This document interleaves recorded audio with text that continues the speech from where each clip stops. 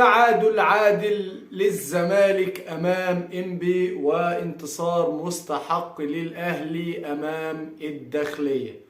أيا كانت قوة الفريقين اللي انت بتلعبهم أو ضعفهم دي ملهاش دعوة، انت كفريق بطل الدوري آخر نسختين. بتكلم عن الزمالك حاليا، لازم بتنزل بتلعب مباراة أفضل من كده، بتلعب جيم أفضل من كده. وطبعا ما ينفعش، انا ضد اي حد بيهاجم فيريرا او عايزه يمشي. صدقني يا حبيبي، انت لو عايز يمشي عشان يجي الاحسن مفيش احسن من فيريرا.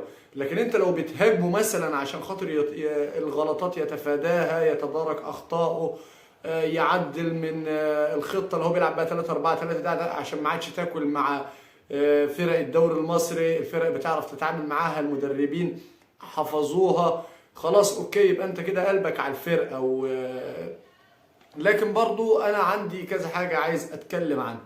اولا يا جماعه، ماليش دعوه بان انا اكون زملكاوي حاليا. انا زي ما قلت لكم بتكلم كوره، والحاجه الحلوه لو ما يكون في حاجه وحشه في الاهلي بتكلم عنها، صح؟ برضو لما يكون في حاجه حلوه في الاهلي برضو هتكلم عنها. كريم فؤاد لاعب النادي الاهلي عزيزي المشاهد، الظهير الايمن في النادي الاهلي، حاجه تشرف. لو فضل على كده انا بقول لكم هيفضل بقى افضل باك يمين جه في تاريخ النادي الاهلي خصوصا ومصر عموما. لعيب باك رايت متكامل، لعيب عارف هو بيعمل ايه، عارف المهام اللي هو مكلف بيها ومطلوبه منه. كمان هو مش بيجري كده رايح جاي شبه خيل السبق، ولا بيرفع كده يروح يصطاد حمام شبه لاعب النادي الاهلي السابق احمد فتحي. مع العلم ان احمد فتحي جه عليه فتره في النادي الاهلي كان مكسر الدنيا، عشان برضو ايه، ندي كل واحد حقه. وان كل اللعيبه في اوقات بيتوهجوا جامد واوقات بينطفوا جامد. فكريم فؤاد لاعب النادي الاهلي بسم الله ما شاء الله، عيني برد عليه، حاجه جميله وحاجه تشرف. ساهم في انتصار الاهلي على الداخليه، مسجل هاتريك. برضه ساهم في انتصار الاهلي على الزمالك في كاس السوبر، مسجل جول في البلاس 90.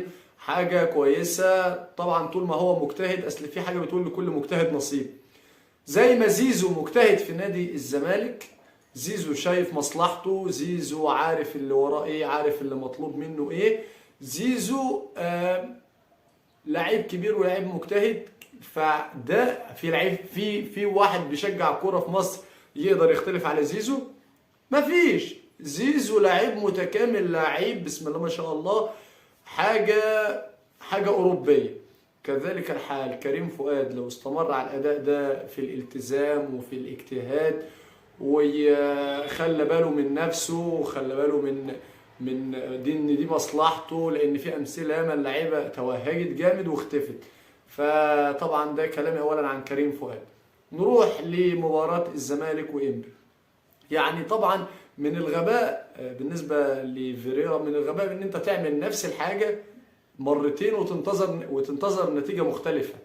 يعني انا امد ايدي اسلم عليك مرة ما تسلمش، فامد ايدي عشان اسلم تاني فما تسلمش. يعني ما هو ده غباء ان انا اعمل نفس الحاجة وفي انتظار ان انت تسلم عليا. فده طبعا حاجة اتمنى البروف يغيرها. طبعا انا عقليا وكرويا شايف نفسي ان انا غير مؤهل ان انا طبعا اقيم البروف او اتكلم عنه في فنيات او حاجه، بس انا بتكلم في الحاجات اللي ظاهره لينا عموما كمشجعين كوره. اتمنى برضه زيزو يلعب في مكانه، زيزو يفضل يلعب في مكانه، وما نفضلش بقى نهبد ونفتي ونغير مكان زيزو كل شويه. بسم الله ما شاء الله، مصطفى شلبي والسيسي. الزمالك لو خسر 2 بونت في مباراه انبي فهو كسب 2 لعيبه برضه في مباراه انبي. اقسم بالله شلبي يا جماعه لعيب متكامل، وان شاء الله. وعلى فكره اللي ركز في لعب عمرو السيس نسخه كوبي من طارق حامد، بسم الله ما شاء الله. وطبعا في الاول والاخر ايقاف الدوري المصري حوالي 25 يوم بيخدم نادي الزمالك بنسبه 100%. طبعا اولا بيخدم فيريرا عشان يتدارك نفسه واخطائه، ثانيا بيخدم اللاعبين عشان يتجانسوا مع بعض القدام بالجداد، ثالثا بيخدم نادي الزمالك الكل عشان خاطر هيكون عندك ابراهيم نضاي رجع من اصابه، سامسون اكينولا رجع من اصابه، هيكون عندك لاعيبه كتير مصاب، هيكون عندك فتوح رجع من الاصابه ان شاء الله. لعيبه، هيكون عندك دونجا رجع من الاصابه، لعيبه مهمه جدا جدا جدا يا جماعه.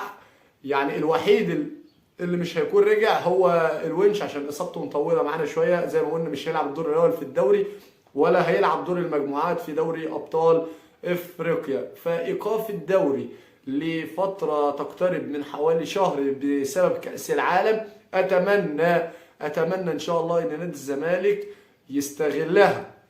وطبعا هم عدلوا في جدول كاس مصر، دور الثمانيه هيتلعب 26 27. الزمالك عنده مباراتين ورا بعض مهمين جدا مصيريين، واحده في الكاس وواحده في الدوري، الاثنين مع المصري. عزيزي المشاهد، الزمالك هيلاعب المصري في دور الثمانيه من كاس مصر يوم 6 او 27 11، بعدين هيروح يوم 3 او 4 12 يلاعب المصري برضه بس في الدوري ضمن الجوله الخامسه. طبعا كل تمنيات بالتوفيق لنادي الزمالك. زي ما قلنا الزمالك ان شاء الله يستغل الفتره دي، اللعيبه اللي ما كانتش ريحت ولعبت صملت من موسم للموسم الثاني لاحمين في بعض بسبب سوبر لوسيل، بعدين تمهيدي دوري ابطال، بعدين سوبر مصري، بعدين دوري مصري. كل ده اتمنى ان شاء الله ان اللعيبه تكون مؤهله نفسيا وبدنيا، واتمنى البروف ان شاء الله يعدل دنيته. وبالتوفيق لنادي الزمالك.